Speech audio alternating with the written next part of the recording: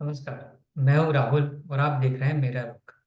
आज के इस वीडियो विश्लेषण में हम लद्दाख में लागू होने वाली संविधान की धारा 371 और छठी अनुसूची के बारे में जानेंगे। इसके पहले कि हमारे वीडियो विश्लेषण की तरफ आगे बढ़े, जिन्होंने भी चैनल को सब्सक्राइब नहीं किया है उनसे रिक्वेस्ट है कि वो चैनल को सब्सक्राइब जरूर करें और बेल आइकन को भी प्रेस करें ताकि हर नई आने वाली वीडियो का नोटिफिकेशन आपको मिलता रहे। आइए चलते हैं आज के वीडियो विश्लेषण की तरफ। लेह में 3 फरवरी से लोग लद्दाख को पूर्ण राज्य देने का दर्जा देने के लिए मांग करते हुए प्रदर्शन कर रहे हैं। 24 फरवरी को केंद्र सरकार के साथ प्रदर्शनकारियों की चौथी बार बैठक हुई। इसमें सरकार ने लद्दाख को पूर्ण राज्य का दर्जा देने से इनकार कर दिया। इसके बाद लोगों ने प्रदर्शन और तेज कर दिया। 4 मार्च को लद्दाख के दो प्रमुख संगठन यानी लेह एपेक्स बॉडी ABL और कारगिल डेमोक्रेटिक अलायंस यानी KDA के साथ गृह मंत्रालय की बैठक हुई। इंडियन एक्सेस इंडियन एक्सप्रेस की रिपोर्ट के मुताबिक इस बैठक में गृह मंत्री अमित शाह ने आर्टिकल 371 जैसे कानून लद्दाख में लागू करने की बात कही, जिससे यहाँ के लोगों की जमीन, नौकरी और संस्कृति की रक्षा की जा सके। आइए जानते हैं कि आर्टिकल 371 और संविधान की छठी अनुसूची क्या है। ये लागू हुआ तो लद्दाख में क्या बदल जाएगा। अगस्त 2019 में जम्मू कश्मीर को विशेष दर्जा देने वाले संविधान की धारा 370 को खत्म कर दिया गया था। इसके बाद राज्य को जम्मू कश्मीर और लद्दाख नाम के दो केंद्र शासित प्रदेशों में बांट दिया गया। जम्मू कश्मीर को विधानसभा वाला केंद्र शासित प्रदेश बनाया गया, जबकि लद्दाख को बिना विधानसभा वाला केंद्र शासित प्रदेश बनाया गया। जिस आर्टिकल 371 के लद्दाख में लागू होने की चर्चा है वह आखिर है क्या, आइए जानते हैं उसके बारे में। भारत के संविधान में कुल 22 भाग है। इसके 21वें भाग में आर्टिकल 371 है।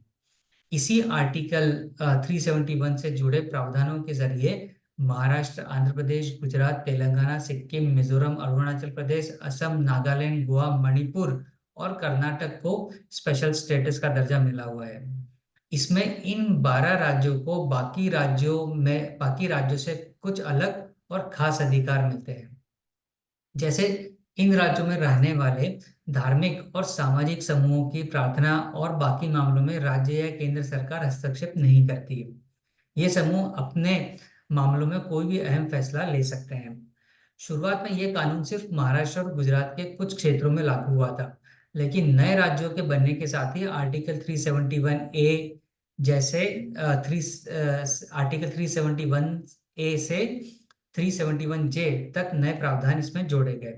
उदाहरण के लिए आर्टिकल 371A के तहत संसद नागालैंड की सामाजिक आर्थिक प्रथाओं और राज्य की विधानसभाओं की सहमति के बिना जमीन और स्वायत्तता से जुड़े कानून नहीं बना सकती।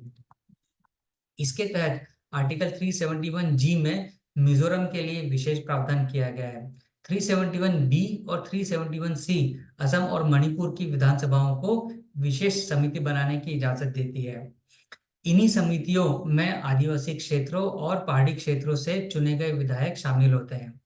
नागालैंड, मणिपुर, सिक्किम, मिजोरम, अरुणाचल प्रदेश और गोवा के राज्य बनने के तुरंत बाद नए प्रावधान लागू किए गए थे। अगर सरकार लद्दाख में ये कानून लागू करती है तो ऐसा पहली बार होगा जब किसी केंद्र शासित प्रदेश में आर्टिकल 371 लागू होगा।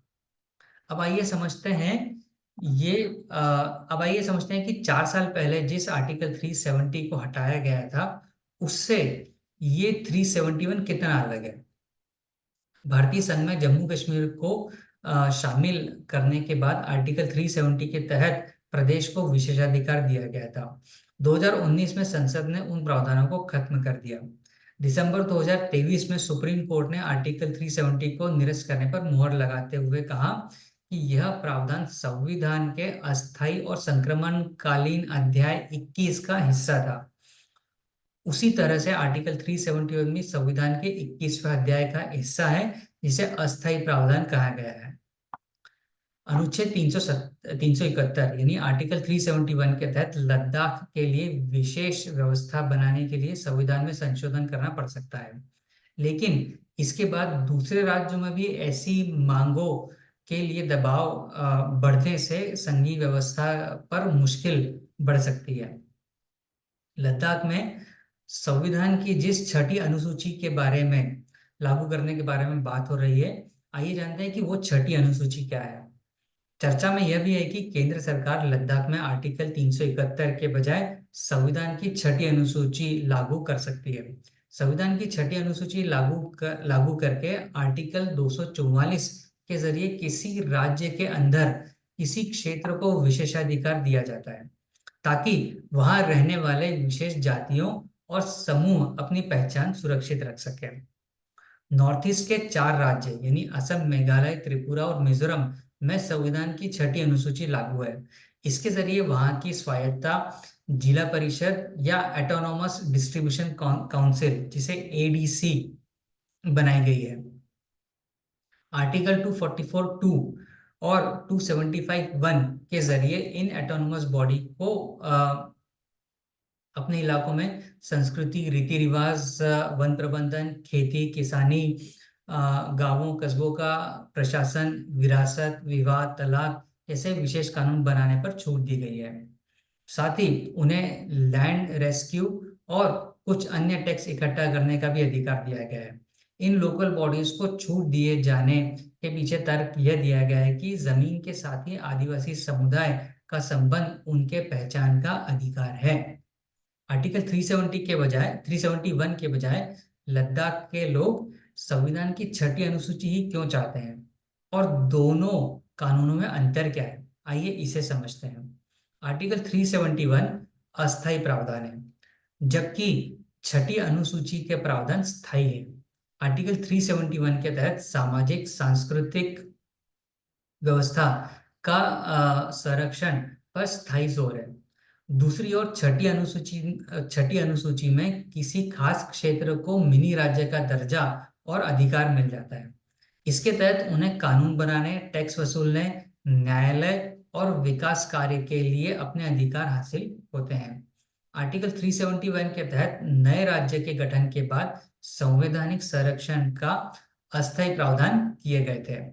दूसरी ओर छठी अनुसूची के प्रावधान आर्टिकल 244(2) और आर्टिकल 275(1) से संचालित होते हैं। अनुच्छेद 244 संविधान के अध्याय 10 का हिस्सा है, जिसमें जनजातीय क्षेत्रों के लिए विशेष प्रावधान किए गए हैं।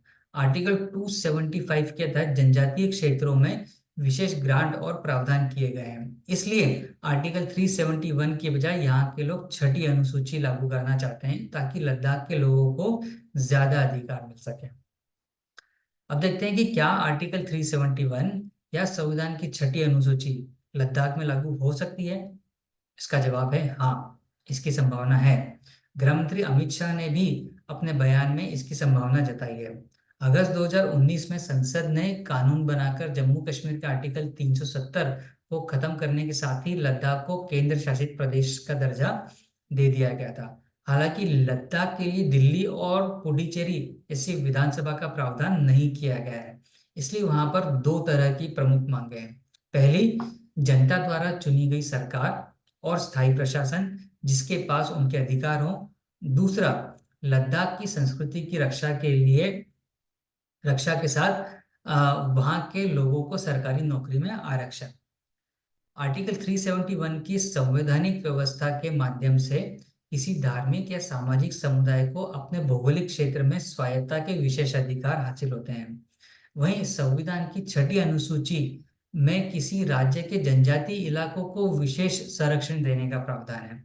आर्टिकल 371 के दायरे में लद्दाख को लाने के लिए संविधान में संशोधन की जरूरत हो सकती है, जबकि छठी अनुसूची के दायरे में लाने के लिए लद्दाख केंद्र शासित प्रदेश में कानून में संसद में बदलाव किए जाने की संभावना जरूर होगी।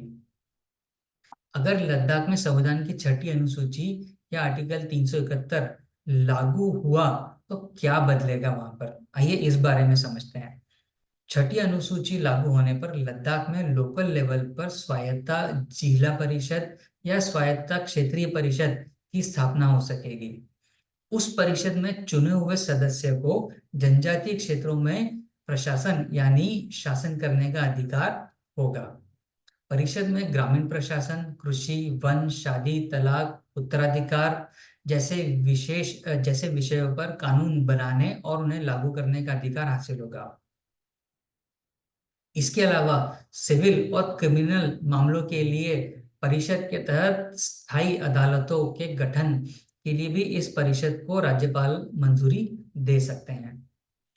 परिषद को प्रशासन चलाने के लिए टैक्स, भूमि राजस्व, खनिज में रॉयल्टी और व्यापार में कर वसूलने का अधिकार भी मिल सकता है। स्थानीय स्तर पर टैक्स वसूली के लिए पैसों से परिषद सड़क, अस्पताल, बाजार और स्कूल जैसे निर्माण कार्य भी हो सकते हैं। जबकि अनुच्छेद 371 के तहत लद्दाख में स्थानीय संस्कृति के संरक्षण के तहत बाहरी लोगों को संपत्ति की बिक्री पर रोक लग सकती है। संवैधानिक संरक्षण मिलने पर लद्दाख की संस्कृति और सामाजिक व्यवस्था के बारे में संसद को भी कानून बनाने के लिए अधिकार सीमित हो सकते हैं। क्या लोकसभा चुनाव से पहले केंद्र सरकार लद्दाख को लेकर ऐसा कोई फैसला ले सकती है?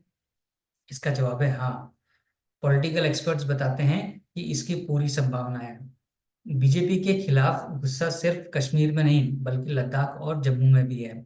वहां के लोगों को डर है कि बाहरी लोगों के आने से उनकी नौकरी, जमीन, संस्कृति खतरे में आ जाएगी। अगर बीजेपी लोकसभा चुनाव से पहले ऐसा कोई कानून प्रावधान में लाती है तो इससे उसे लोकसभा चुनाव में उस क्षेत्र में फायदा हो सकता है। अगर लद्दाख में 2 लोकसभा सीट बनाने की बात है तो 2026 से पहले ये थोड़ा मुश्किल है। इसकी वजह यह है कि लोकसभा क्षेत्र का परिसीमन 2026 में ही होगा। उसके पहले यहाँ एक लोकसभा सीट पर ही चुनाव होगा। फिलहाल की स्थिति में यहाँ विधानसभा चुनाव नहीं होना है। यहाँ विधानसभा चुनाव कराने के लिए न सिर्फ कानून में बदलाव करना होगा बल्कि नए सिरे से विधानसभा क्षेत्र में परिसीमन की भी जरूरत होगी। तो ये था इस विषय का आज का विश्लेषण, जिसमें हमने ये बताने की कोशिश करी कि जो धारा 371 या संविधान की 6ठी अनुसूची है जो लद्दाख में लागू करने पर चर्चा हो रही है, उसके बेसिक्स क्या है और अगर वो लागू होता है तो लद्दाख में क्या बदल सकता है।